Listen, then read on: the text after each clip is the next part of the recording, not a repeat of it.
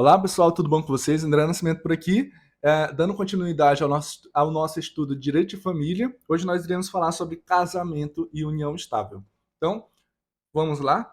Há quem diga que o casamento é uma espécie de contrato, em decorrência do contrato como é feito e das obrigações contraídas a partir do momento que você se casa.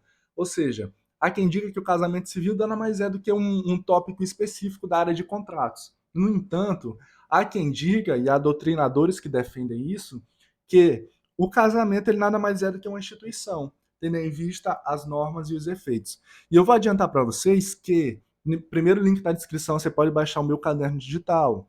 O nome do caderno de hoje é Casamento e União Estável. Então, lá no grupo do Telegram, é só você ou vai lá na aba de arquivos e rola, ou digita para pesquisar dentro do grupo. Dentro do grupo. Casamento e União Estável. E vai dar certinho para vocês encontrarem. Pessoal, uma observação, assim, que é, já que a gente já conceituou o que é casamento, e vocês precisam, digamos assim, não decorar, mas direito civil a gente tem que entender. É muito simples de entender, tá?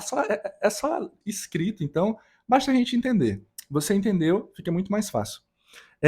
Existe um mecanismo, digamos assim, do direito civil, na área de famílias, acerca do casamento, que é a responsabilidade civil em decorrência do casamento, que é a chamada esponsal. Acho que eu vou deixar sempre aparecendo aqui o nomezinho para vocês. O esponsal é a responsabilidade civil atribuída em decorrência do rompimento injustificado do casamento. Ou seja, nós sabemos que quando duas pessoas se amam ou têm interesse, ânimos familiares, ânimos de constituir família, é comum que essas duas pessoas realizem uma cerimônia matrimonial, ou seja, realizem um casamento, façam festas, comprem o vestido da noiva, aluguem smoking ou comprem um terno. Tudo isso gera um gasto. E existe a responsabilidade civil em decorrência desse rompimento injustificado. Ou seja, o cônjuge que sem nenhum tipo de justificativa não apareceu no dia do casamento. Então, existe o direito civil, ele assegura uma responsabilidade civil em decorrência dessa falta injustificada. Houve toda uma preparação, houve toda uma preparação material, houveram gastos, houve toda uma preparação psicológica para que esse momento se consumasse. E a partir do momento em que o indivíduo ele age de maneira irresponsável, irracional, numa situação como essas, o outro cônjuge ou a pessoa ferida, não é cônjuge ainda porque não se efetuou, não se consumou o casamento, ela pode simplesmente é, pedir essa responsabilidade civil. Ou seja, ela pode pedir perdas e danos, ela pode pedir uma série de artifícios, digamos assim. Então, dito isso, existe a responsabilidade civil em decorrência do rompimento injustificado do casamento. Se o cônjuge justificou, essa justificativa ela não existe rol taxativo para ela. Ou seja, se o cônjuge ele chegou no dia do casamento e disse assim: olha, eu passei a noite refletindo muito, eu não te amo mais, e em decorrência disso eu não quero me casar. Ele justificou. O que o esponsal é aquela noiva que nos 45 do segundo tempo não aparece no dia do casamento. Ela simplesmente foge com o amante, digamos assim. E isso aí gera até um dano moral em cima. Pessoal, as espécies de casamento eles podem ser religioso e o puramente civil. O casamento estritamente religioso, e nós falamos disso lá na introdução ao direito de família, ele não interessa para o direito civil, ou seja, não existe nenhum dispositivo legal que, ou ao menos no Código Civil, que fale sobre, que especifique um rol taxativo de como deve ocorrer o casamento religioso. No entanto, o casamento puramente civil, que é aquele levado a registro, feito no cartório, digamos assim, ele é composto por 3 fases. E aí vocês podem anotar, ou vocês podem pegar o material já pronto no primeiro link da descrição. Minha letra é de forma. Deixa eu ver se eu consigo mostrar. Não consegui. Minha letra é de forma, então é muito boa para vocês lerem, digamos assim. A primeira fase do casamento puramente civil é a habilitação. Está lá no 1525 e seguintes do Código Civil. Na fase da habilitação, os cônjuges comparecem até... Quase que eu derrubo o celular. Os cônjuges, eles comparecem até o órgão público responsável para fazer essa habilitação. Antigamente, e o Código Civil ele ainda está dentro dessa fase, eu fiz até uma notinha aqui, nessa fase de habilitação, o Ministério Público ele precisava dar vistas a essa habilitação para ver se não há nenhum impedimento nesse casamento. Hoje em dia, deixa eu ver qual foi o dispositivo que foi mudado. A Lei de Registro Público, ela sofreu uma alteração lá no artigo 60, que diz que não há mais essa necessidade de publicação de editais para dar vistas ao Ministério Público. No entanto, funciona as duas formas. A lei geral, que é o Código Civil, diz que é necessário dar vistas ao Ministério Público. Já a lei específica, que é a Lei de Registros Públicos, ela diz que não é mais necessário. Então, pirâmide de Kelsen. As duas continuam funcionando, mas dependendo do caso concreto, uma ou outra vai ser utilizada. Na prática, o Ministério Público ele não dá mais vistas à fase de habilitação do casamento. Essa fase de habilitação, ela dá, uma vez concluída, ela dá 90 dias para que os cônjuges possam fazer a celebração, que ela pode ser feita, que ela deve ser feita por um juiz de paz. Beleza, pessoal? Então, passou-se, os cônjuges receberam fazer essa celebração aos 100 dias após a emissão dessa habilitação, já não dá mais. O casamento ele é nulo de pleno direito, porque ele não tinha, digamos assim, se ele fosse uma pessoa, ele não teria capacidade civil plena para contrair esses direitos. Então, lá no 1533, diz que o juiz, um juiz de paz que deve celebrar esse casamento.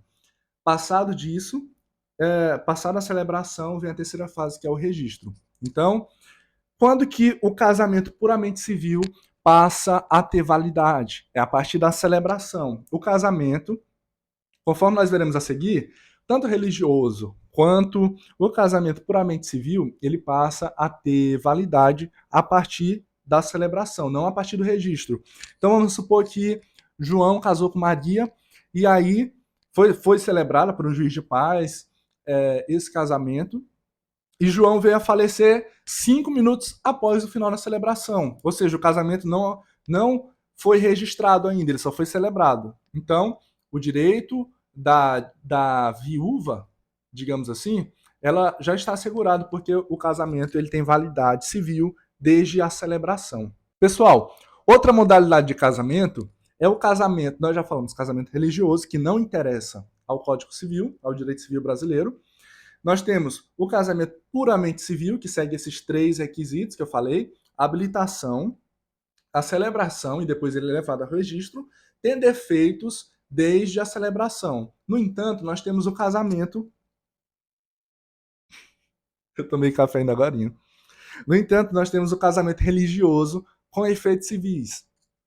Era muito comum antigamente que as pessoas casassem somente na igreja, mas vamos supor que João casou com Maria em 1970. E aí, agora em 2023, eles resolveram casar no papel. Então, o casamento deles vai ter validade lá de 1970 ou agora de 2023, com a habilitação e a celebração do casamento. Então, esse aqui é um caso à parte. O casamento vai ter validade desde a celebração. Então, via de regra, o casamento para o ordenamento jurídico brasileiro, para o Código Civil, ele vai ter origem sempre desde a celebração. Ou seja, no caso do presente exemplo, desde 1970. O casamento religioso com efeitos civis está lá no 1516 do Código Civil. Elas realizaram a celebração religiosa em 1970 e depois foi levado a registro. Então, é um caso à parte, mas que tem os seus efeitos assegurados desde a celebração religiosa. Então, no caso do presente exemplo, o casamento religioso com efeitos civis, ele acontece da seguinte forma: primeiro há a celebração religiosa lá em 1970, depois houve a habilitação agora em 2023, eles foram até o cartório saber, se informar como é que funcionava, se habilitaram e no prazo de 90 dias eles realizaram o registro. Beleza, pessoal? Só para... Eu sempre gosto de estar batendo na mesma tecla. O casamento, ele sempre surte efeitos desde a celebração. Então, se você estiver anotando alguma coisa, anota isso. O casamento, via de regra, ele surte efeitos desde a celebração. E outras espécies de casamento, conforme eu anotei aqui para passar para vocês, podem ser o casamento por procuração. São duas pessoas que, por exemplo, isso não é muito comum de acontecer, mas vamos supor que João e Maria foram se casar, e aí, um dia antes do casamento, o João, que trabalhava em determinada empresa, teve que ser chamado para prestar determinado serviço. Então, o casamento ele tinha que acontecer no outro dia, porque bateria fraca. O casamento ele tinha que acontecer no outro dia, porque era necessário, já seria o último dia da habilitação. Então, João vai, faz uma procuração para Roberto, e Roberto, através dessa procuração, se casa com Maria. E aí, todos os efeitos legais serão surtidos. Essa procuração, ela pode ser revogada. Beleza, pessoal? Ah, tá. E esse aqui eu achei muito engraçado.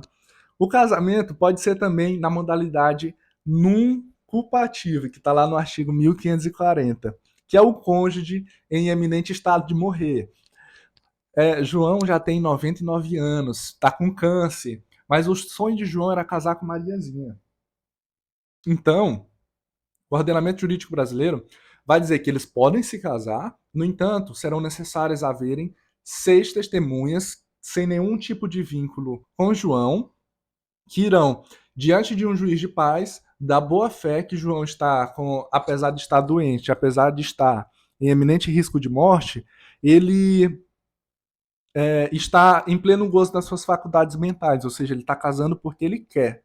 Beleza, pessoal? Então, fica essa observação. Existe a possibilidade das pessoas que estão em eminente risco de morrer de se casarem. São necessárias 6 testemunhas que darão parecer diante de um juiz de paz. Beleza? Existe o casamento putativo, está lá no artigo 1561, que é o casamento nulo ou anulável que é contraído de boa fé. Então, vamos supor que, no caso que eu dei de João e Maria, que João teve que viajar e deu a procuração para Roberto, só que ele revogou aquela procuração e Roberto nem Maria sabiam, eles se casaram. E João também não fez questão de informá-los. Então, esse seria um casamento putativo, que foi um casamento que é anulável, porque é nulo, porque a procuração foi revogada, mas que vai surtir todos os efeitos, porque ele foi feito de boa fé. E no presente caso foi má fé até de João, por não ter informado Maria nem Roberto. Existe também lá no 1544 o casamento consular, que são de brasileiros que se encontram no exterior e querem e desejam casar de acordo com a legislação brasileira. Esse casamento ele deve ser feito pelo cônsul lá na embaixada brasileira para que sejam surtidos todos os efeitos. Existe também o casamento de pessoas que são estrangeiras que desejam casar no Brasil, mas isso não interessa pra gente, eu nunca vi em questão, particularmente. A idade para casar, você pode ser absolutamente capaz, ou seja, maior de 18 anos, sem nenhum problema do rol taxativo, lá do nosso artigozinho. Ou você pode ter entre 16 e 18 anos. Se você tiver entre 16 e 18 anos, ou seja, você é relativamente incapaz, você precisa da autorização dos dois pais. Beleza, pessoal? Se um dos pais não concordar, então essa decisão deve requerer o suprimento judicial, ou seja, deve ser levada diante de um juiz para que o juiz assim decida. Relacionado ao regime de bens, mesmo quem tem entre 16 e 18 anos pode escolher qualquer um dos regimes de bens, a não ser que que essa decisão de casar tenha sido em decorrência de suprimento judicial. Se for um juiz que decidiu, um dos pais não concordava, e o juiz teve que decidir para permitir que essas duas crianças, digamos assim, esses dois menores relativamente incapazes, casassem, então o regime de bens ali assegura que vai ser o de separação total. Também, para pessoas maiores de 70 anos, vai ser, em suma, separação total de bens. Se os dois pais concordaram com o casamento do relativamente incapaz, ou seja, eles casaram sem suprimento judicial, eles podem escolher qualquer um dos regimes de bens.